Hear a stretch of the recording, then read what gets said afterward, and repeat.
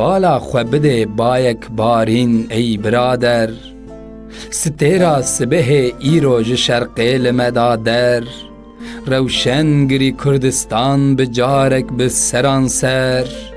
Nîşana sibê ye fereca xêrê nedûr e.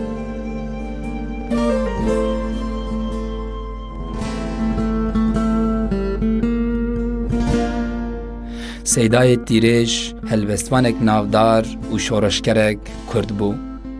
Di sala 1923 de hatiye dinê. Navê wî yê rastîn Naîfê Heso ye.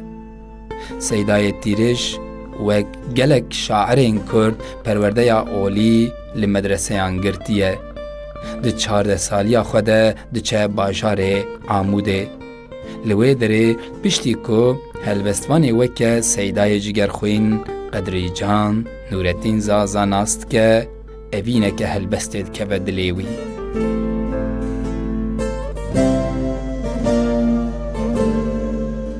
Gelek helbestên wî ji aliyê hunermendên Kurd ve wek stran hatine gotin. Seydayê Tîrêj di nava tevgera xwîbûnê de jî cih digire.